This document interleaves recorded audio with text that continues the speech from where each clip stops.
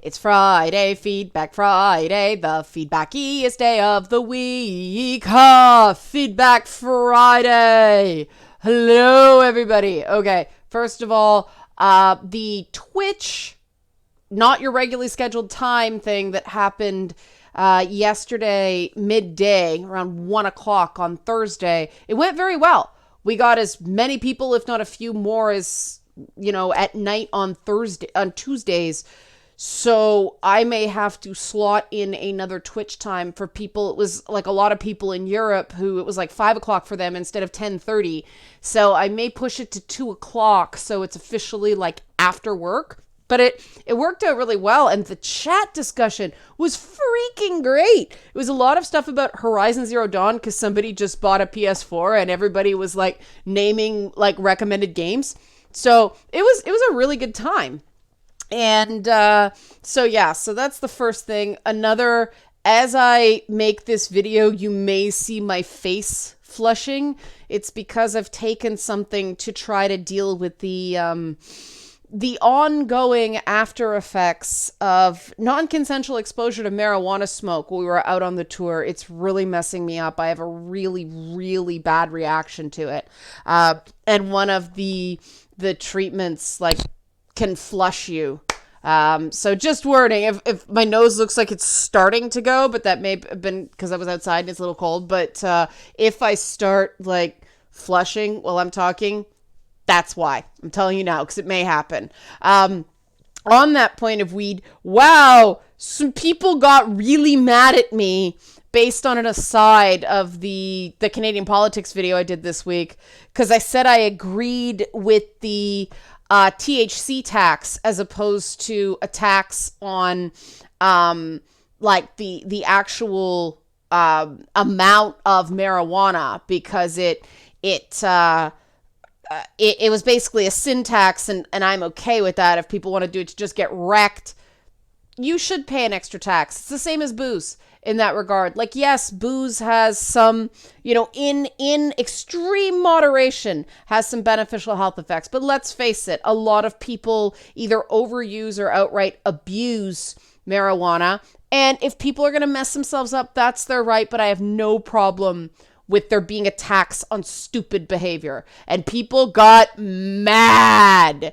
And the fact that they got so triggered, and this may not be good of me, but this is who I am, because people got so triggered, when I do something that I, unintentionally triggers people like that, I think, wow, I'm onto something, because sometimes the truth really hurts. But I'll just move on from that. There were some really good comments, and I don't want to dwell on politics. There was some very good comments. I did have to ban somebody this week who was just saying really inflammatory nonsense things in the comments, and it was getting a lot of people upset, and there was a lot of fighting, so I got rid of them. Not a long-time commenter. I'd never heard this name before. They self-identified as alt-right, and they were really mad at the video I did about, the Christchurch shooters manifesto. I don't know why an alt-right person would get mad at what I said. They just, some of them just rage. They look for stuff that isn't there. Because I wasn't blaming any group, the alt-right or the far-right included for that. It's one guy who's and the people who helped him. But this guy was just going mental. So I got rid of him. My channel, my rules. I think that if you don't remove people like that, it's a race to the bottom. That as much as I like rewarding good comments, you also have to have something of a stick, or you just have to reward good behavior, right? So I want to read some comments. I'm going to start with the Free Speech in Canada video I did, because it's, I already referenced it, and then we'll work back from there. So one comment, Oron Darklord gets kudos. While many individual conservative people have sincere justified principles objections to the current behavior of the left on free speech grounds, the idea the national level conservative parties have actually decided to renounce their moral guardian past and embrace free speech rather than just using it as a path back to power before going right back to the bad old days the moment they're the censors instead of the censors is laughable, has always been laughable. Anyone who was alive in the 80s and 90s can remember the moral panics of the religious right, and the conservative parties of today have never offered any apology for that or indication they've learned their lesson, except that they don't like being on the receiving end of it. Bravo, sir. Well done. All right, another one. Someone said they care about Canadian politics and so they like it. That's in response to me saying, I don't do politics much because most people don't care. And I really like this comment. Seriously, I don't like Trudeau. I don't care much for the Liberal Party, but then I'm more of an NDP or Green Party voter, honestly. What gets me about this whole scandal is the Conservatives are using it to look pretty, and people are buying it hook, line, and sinker, like they don't have a history of being crooked and dishonest themselves. Hell, it was a Conservative MP, I forgot the gentleman's name, who proposed a law to better protect party members who voted outside party lines because even the Conservative MPs thought Stephen Harper was ruling with an iron fist. I don't care for the Libs. I wasn't voting for them anyway. But it bothers me that people's reasoning still isn't give one of the parties who haven't been in power much a chance and rather let's flip to conservative again. Well said. And that's why I wanted to be clear that I thought that the NDP not going along with this was notable, because if somebody is really disgusted with the federal Liberals for whatever reason, the Conservatives are not the default protest vote. We're not Americans, and I have a real issue with the Americanization of Canadian politics, because American-style politics doesn't even obey how the American system was designed to work, and it's driving me increasingly crazy, just as a history buff who... one of the life-changing courses I ever took in school was a course on modern Western civilization, and we actually studied sort of the rise of, that Enlightenment thinking that led to the founding of America, yada, yada, yada. And there's a lot of really beautiful principles in that are enshrined in the structure of the U.S. government. And it really makes me angry that current American politicians of all political stripes, I really think they know better, and they are trying to break the system for their own benefit or the benefit of whatever cause they subscribe to. And I'm not an ends justify the mean person. So well done. That was a comment by GuyverFan666. So kudos to GuyverFan666. Beelzebub approves of your screen name. Okay, well, I can't see bees. Oh, look, I'm flushing. Look, it's happening. Okay, let's hurry this up. Moving on to, I'm going to go real easy on the Christchurch video comments, because a lot of it references things that I'm trying not to reference too much for reasons, because the whole thing about not making shooters famous or their views. Someone brought up an interesting point about the year 1812 being a hinge year. And I'll just read the comment. This is by Cracked Neurons. It's just food for thought. And the reason I'm reading this is I'm going to look into this because I love stuff like this. So Cracked Neurons says, as someone who's into history, have you ever looked into 1812 and all the wars and government changes in so many countries that happened at that time? Manifest Destiny in the US, Napoleon in Europe, the attempted fires to burn down Moscow, the changes to governments in China, Russia, Venezuela, and other parts of South Africa, the rapid expansions into Africa at the time, the way so many indigenous cultures were systemically attacked and nearly wiped out in the Americas, India, China, Australia, and everything else for the sake of civilization and the putting in place the predominant Christian organized religions in their place. So much of this began around 1812. And yes, there is something about that time period that is notable in that regard. I cannot off the top of my head remember exactly what the fundamentals were there, so I'm going to look back into it. So kudos. Well done, Cracked Neurons. So the Forged in Fire video about traditional, or as one person said, healthy masculinity. Tori Evans said, I prefer to call it healthy masculinity rather than traditional masculinity. It's a better term for me because there are many ways I'm not traditional, and yet I would argue that I do them in a masculine way. They pointed out that, for instance, I sew, but I tend to sew practical, heavy, and tool-oriented things. I've also described my perfect sewing machine as something you would expect to find at Home Depot. I agree with you, Tori Evans, about the perfect sewing machine. A friend of mine and I call that the perfect sewing machine of time, space, and death. Yeah, there are actual old school sewing machines, I think from the 1960s, but they don't have belts. They have like chains. It's like a chain transmission in them. And those things are freaking workhorses. They're so cool. So if you want just a really cool sewing machine, look for one of those vintage machines. They're really, really cool. And they're workhorses. They're great for thicker materials. My friend got it for like mascot suits because it's, you know, you're through the fun for her. She made this Bowser costume where she had to do this really heavy quilting as a commission and just burn through it. It was a great freaking machine.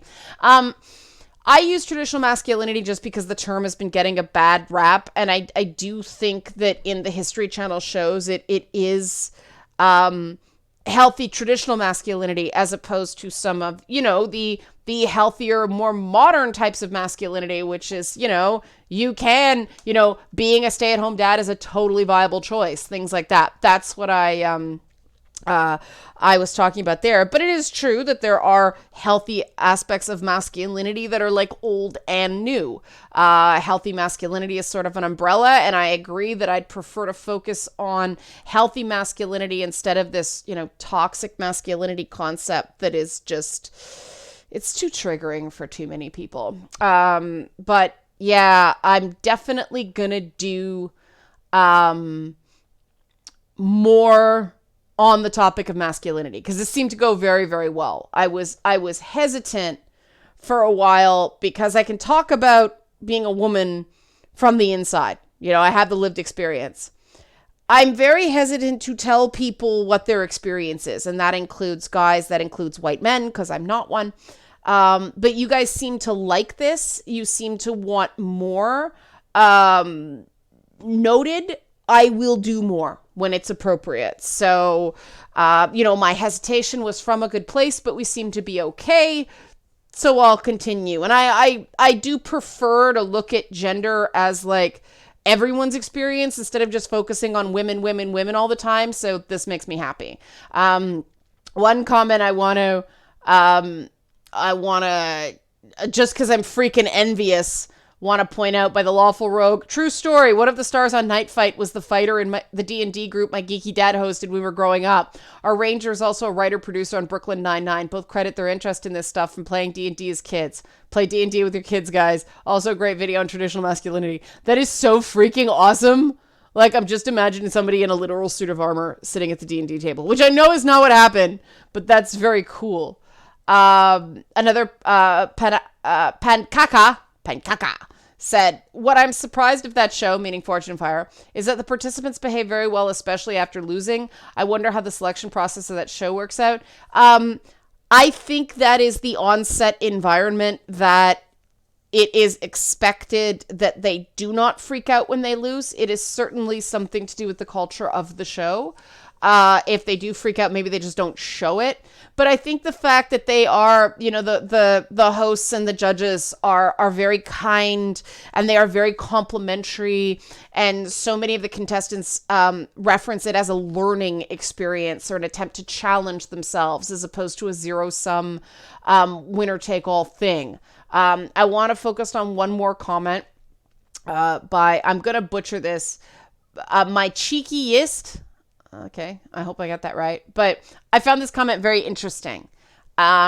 Okay, this is going to sound weird, but this is exactly why I watched the first few seasons of RuPaul's Drag Race. Until they started editing the show for more cattiness included, they were really like that spirit of respectful competition was what they focused on. I'm sure the contestants act more or less the same from season to season, but they edited differently to seem less cooperative in latter seasons. It sounds weird, but a bunch of drag queens were pretty good examples for traditional masculinity.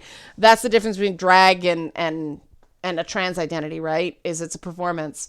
But yeah, I didn't see later shows. I only watched the first season, and I did notice, I mean, I I'm sure they changed it because of ratings or fan response or something like this. But yeah, interesting comment. So I'm just sharing that because it was interesting. I'm gonna do one BDK 336, not because it's just so complimentary, but I think they summarize kind of why I did it. Thanks for doing this, Leanna. This is something I'm going to share with a fair number of people. For some time, I've been struggling to explain my belief that truly toxic masculine behaviors are, for the most part, surface-level attempts to recreate positive behaviors that are generally associated with masculinity. For instance, rejecting the idea of caring instead of growing strong to protect and support the things you care about. I think many people are so disconnected from what positive masculinity is that they mistake the positive for the toxic behavior, trying to imitate it because they never learn about the positive. Well said. Somebody else said that they think I place too much on beefcake action films. They're just classic fun, over-the-top action films for entertainment. Even during their time, they were being spoofed by other media for how ridiculous they were. There's this field of study, and I actually got this from anime. I attended a lecture on anime and otaku culture in Japan. From people who are actually Japanese. It was put on by the Japanese Cultural Center. And I had to go because I'm like, I want to see this instead of like white people pontificating on stuff they don't live. And one of the points they made there was that, you know, a lot of anime is the study of junk culture. And frivolous entertainment is often relevant because it says, in a lot of ways, much more about our culture than the people who are trying. So, well, yes, these movies are intended, well, some of them were intended to be fun, over-the-top action films for entertainment. I disagree that the original Rambo was that. Somebody else, I've lost the comment now, but somebody pointed out that the original Rambo was actually, like, extremely sad. It was like a soldier with PTSD. And, yeah, the original Rambo was a very serious movie. So I can't lump Rambo into that. I think the Rocky movies I love the Rocky movies. They're, yes, they're beefcake cinema, but they're like beefcake cinema with a heart. So you can't claim that all the beefcake cinema movies of the 80s and early 90s were all just frivolous entertainment. When you get into Jean-Claude Van Damme, I don't know. Even those tend to moralize. So, like I said, the whole benefit of studying quote-unquote junk culture is because it's not trying. And it tells you a lot about the culture because of that. And that, oh, right. I would be remiss if I didn't reference this comment just because it got 24 likes just for being funny. So I'm gonna mess this up. But Sunseal? Silverfall. I hope I said that right. Quote, it's harder for women to do the manual banging stuff. They said, oh my God, I laughed so hard at that. I'm such a pervert. No, you laughed hard at it because it's funny. It, out of context, it's funny because the guy who does my music for Lady Bits, and he's working on some stuff for Boss Fight. That's awesome. I'm very happy with the stuff he's done so far. But he said he's thinking about doing like a YouTube channel dedicated to comments taken out of context. And I said to him, oh my God, my content is so ripe for hilarious comments taken out of context. So I basically gave him tacit permission to use me in this stuff. And that's a classic example of that. Proof I am self-aware. Okay. So, I have a question for you guys now. In part to plug the Twitch channel, because I'm really trying to work on that, and any help with Twitch that someone can offer me is greatly appreciated, because, oh my God, some people did send me some stuff on Patreon after 2 weeks ago, which I greatly appreciate, but there is so much. Like, you have to do little, like, animations for cheers and stuff like that, and I'm just like, so much.